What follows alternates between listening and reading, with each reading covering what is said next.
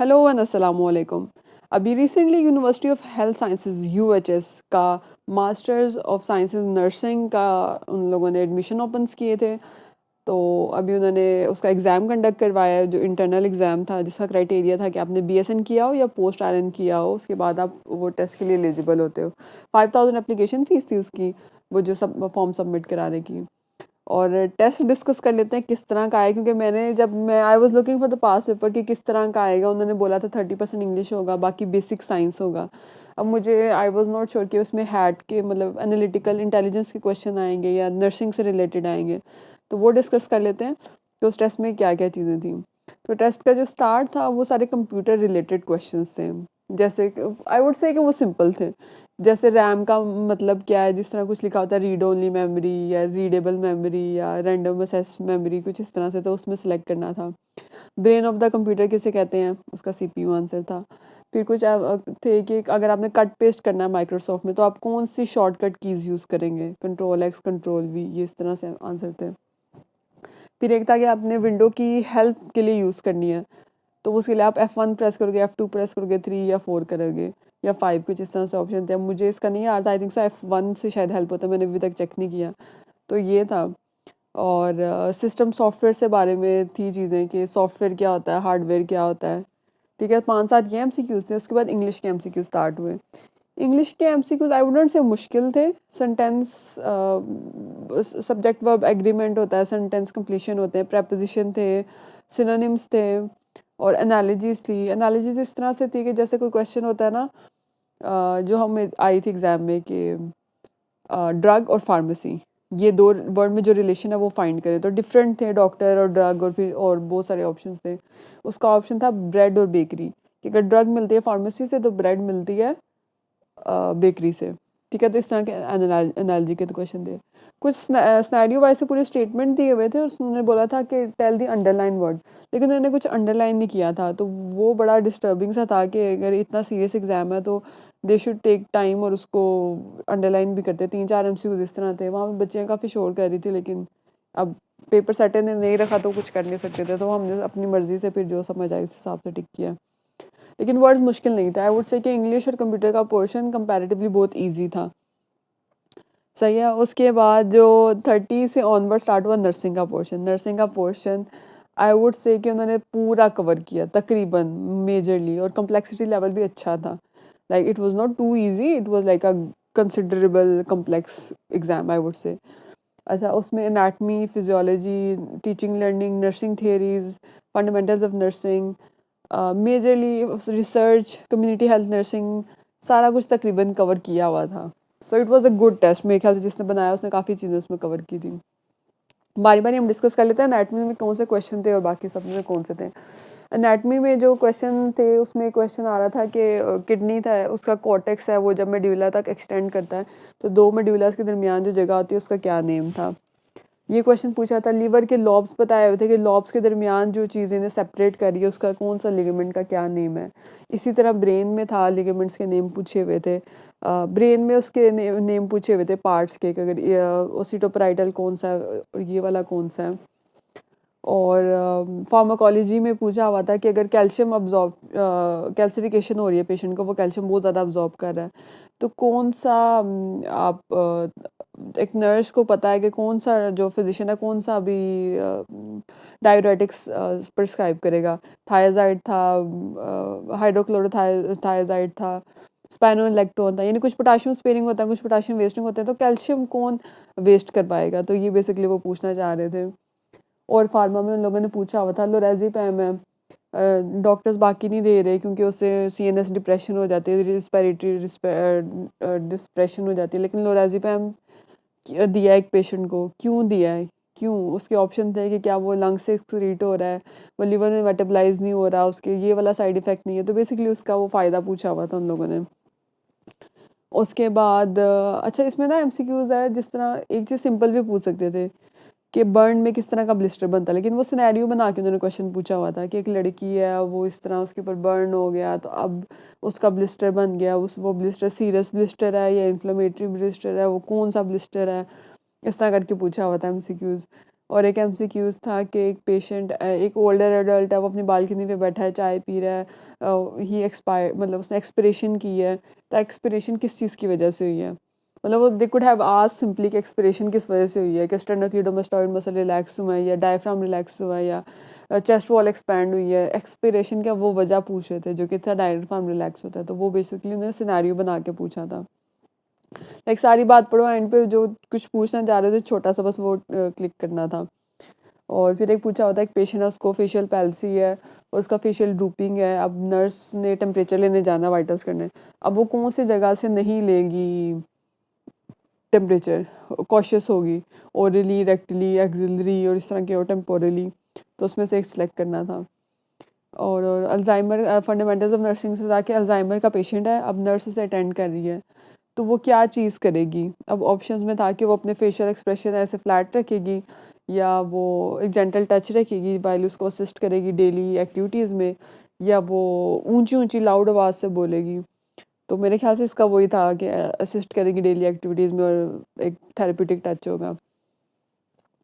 और एक ऑप्शन था, वो बड़ा इंटरेस्टिंग क्वेश्चन था वो, लेकिन मुझे अभी तक उसका आंसर नहीं पता, ये मैं अपनी मैनेजर से शायद पूछूं, कि एक डेड बॉडी थी, उन्होंने बताया, सिनेरियो बनाया हुआ था कि वो जो अटेंडेंट कह रहे हैं कि जो पेशेंट एक्सपायर हुआ है ना, उसकी डेड बॉडी, हमारे कस्टम में डेड बॉडी को अकेले नहीं रखा जाता जब तक दफन नहीं करते। तो पॉलिसी ये थी कि उस डेड बॉडी को मॉर्चरी में रखना था पूरी रात, ताकि वो सुबह सब करके, तो सुबह वो फ्री होना था उसने। तो अब एक नर्स जो है वो क्या, उसकी प्राइमरी नर्स क्या डिसाइड करेगी, पहला कि वो उस पेशेंट के कस्टम की बिल्कुल रिस्पेक्ट नहीं करेगी और उसको बताएगी कि ये पॉलिसी है, उसको समझा देगी। दूसरा था कि वो अपनी नर्सिंग सुपरवाइज़र या मैनेजर से बात करेगी कि कोई एक्सेप्शन निकल सकती है इस पॉलिसी में इनके कस्टम को वैल्यू करने के लिए। तीसरा था कि वो बिल्कुल एक सेपरेट रूम तैयार करेगी, वहाँ पे डेड बॉडी रखेगी और नर्सिंग एड को या नर्सिंग असिस्टेंट को साथ पूरी रात रुकने के लिए कह देगी। और चौथा था कि पॉलिसी बिल्कुल वायलेट करेगी। तो मैंने तो इसका ये लगाया कि नर्सिंग मैनेजर से पूछ के कुछ ना कुछ करेंगे, लेकिन आई एम नॉट श्योर, मुझे कमेंट्स में बताइएगा कि इसका क्या आंसर लग रहा है। और मसल से रिलेटेड था कि कौन सा ऐसा मसल की एनाटमी से थे क्वेश्चन के, बेसिकली 3 मसल फाइबर किस मसल में, ऑप्शन दिए थे, डेल्टॉइड है, ट्रपीजियस है, और इस तरह से 3-4 ऑप्शन दिए थे। लेकिन मैं अभी भी समझती हूँ कि कुछ टॉपिक ऐसे थे जो कि मैंने फर्स्ट टाइम देखे थे। जैसे कोई एक कंसेप्ट था बाई पेनीज का, मैंने नहीं वो पहले पढ़ा वर्ड, ना मैंने देखा। तो I don't think so BSN में हमें कवर करा है, क्योंकि हमने बुक से ही किया, बीएसएन में स्लाइड्स वगैरह से नहीं किया। तो अगर हमने नहीं पढ़ा तो तो मुझे ऐसा लगता है कि शायद कुछ चीज़ें थी जो, शायद आई थिंक सो, मेरे ख्याल से, कि वो सिलेबस शायद बीएसएन से भी थोड़ा ज़्यादा था, मतलब कि बियॉन्ड था उससे। तो बाकी आई एम नॉट श्योर बाकियों का क्या इसमें है, क्योंकि एक ऑप्शन था जॉइंट से रिलेटेड, एक ऑप्शन उन्होंने बताया था कि कॉनिकल स्ट्रक्चर है जॉइंट का, 2 बोन जॉइन हो रही हैं, अब उस जॉइंट का नाम क्या है, उसमें फिब्रस टिश्यू बहुत कम है। अब जो ऑप्शन में नाम दिए थे वो हमने नहीं पढ़े थे, हालांकि हमने जॉइंट्स पढ़े हैं, सेकेंड ईयर में भी पढ़े हैं, फर्स्ट ईयर में भी पढ़े हैं, लेकिन वो वाली टाइप्स नहीं पढ़ी थी जो वहाँ पे मेंशन थी। सही है। तो एक कुछ इजी भी थे, जिस तरह की एक सिनेरियो बनाया था कि लड़की है वो एप्पल खा रही है, तो वो कौन सा इंसान रिस्पॉन्सिबल है डाइजेशन के लिए, तो डेफिनेटली माइलेज वगैरह ही था, क्योंकि बाकी प्रोटीन के थे और लाइपेज था, तो लिपिड वगैरह तो नहीं होगा। और रिसर्च से काफ़ी क्वेश्चन थे, जो लास्ट वाला पोर्शन था वो सारा रिसर्च का था। 7-8 MCQs तो थे रिसर्च के, उसमें बेसिकली ये था कि अगर आप किसी से पूछ के कर रहे हो तो वो कंसेंट है, वो क्या चीज़ है, उसका 4 ऑप्शन दिए थे, मिलते जुलते थे बहुत। फिर क्वेश्चनेयर से रिलेटेड था कि सेट ऑफ क्वेश्चन होता है जो आप पूछते हैं उसको क्या कहते हैं, स्टडी डिज़ाइन से रिलेटेड था। और पॉपुलेशन से लिए था कि टारगेट पॉपुलेशन, वो था सैम्पल साइज से रिलेटेड था कि टारगेट पॉपुलेशन उसमें से आप कुछ लोगों को स्टडी करते हैं उसको क्या कहते हैं। और थ्योरी से रिलेटेड था एक एमसीक्यू, कि आप जो इन्फेरेंस निकाल दो एक स्टडी के बाद उसको क्या कहते हो, जिसको चैलेंज करते हैं बाद में, जिसको टेस्ट करते हैं, वेरीफाई करते हैं। और डीएनए से रिलेटेड था एमसीक्यू, जो बिल्कुल नहीं मुझे आता था कि डीएनए का जो टेम्परेचर है वो था बहुत ज़्यादा, 1000 से ऊपर मेंटेन कर जाता है टेम्परेचर। अब उसकी कोई रीज़न है कि 2 बेसिस थी, अब वो कौन सी बेसिस थी अब मुझे नहीं पता था, मैंने नहीं पढ़ी थी कि इस बेस की वजह से डीएनए टेम्परेचर रेजिस्टेंट होता है, कि यूरासिल है, थायमीन है, क्या है, सीटी, वो पूरी ग्वानिन है, एडिनोसिन है, पूरे बेस पे लिखे हुए थे, वो भी रैंडम मैंने लगाया। और इस तरह से क्वेश्चन थे। और कुछ चीज़ें थी उनके जिसमें 2-2 नाम थे, तो पूछा हुआ था कि इसका अदर नेम क्या है। और इस तरह से था कि अगर एक पेशेंट है, उसका ब्रेन का ये वाला पार्ट डिसफंक्शन हो गया है, तो अब उसकी गस्टेशन ख़राब हो रही है, उसकी ओल्फैक्शन ख़राब हो रही है, वो सुन नहीं पा रहा, देख नहीं पा रहा, क्या चीज़ चल रही है। अच्छा, इंसुलिन का भी क्वेश्चन आया हुआ था कि इंसुलिन सिक्रीशन अल्फा सेल से हो रही है, बीटा सेल से हो रही है। और स्ट्रोक के और भी थे कि ब्लीड कर रहा है पेशेंट और ये वो। सीपीआर वाला था कि नर्स कब सीपीआर करेगी। उसमें ऑप्शंस में भी 3-3 4-4 चीज़ें दी हुई थी। जैसे एक ऑप्शन था एपनिया था, एसिस्टोल था, पार्लर था, इस तरह 3-4 और ऑप्शन थे। उसमें हम लोग ये देखते हैं ना, हमने जिस तरह पढ़ा है कि हम पल्स देखते हैं, ब्रेथ देखते हैं, नहीं है तो फिर हम स्टार्ट करते हैं। और एक और अच्छा इंटरेस्टिंग एमसीक्यूज था कि एक पेशेंट आई है सीओपीडी की, तो उसके लिप्स ब्लूइश हुए हुए नर्स देखती है। तो अब ये ब्लूइश साइनोसिस है, हाइपोक्सिया है, हाइपोक्सीमी है, इस तरह से 4 ऑप्शन तो उसमें से सेलेक्ट करना था। मसल्स पे भी 1-2 और थे।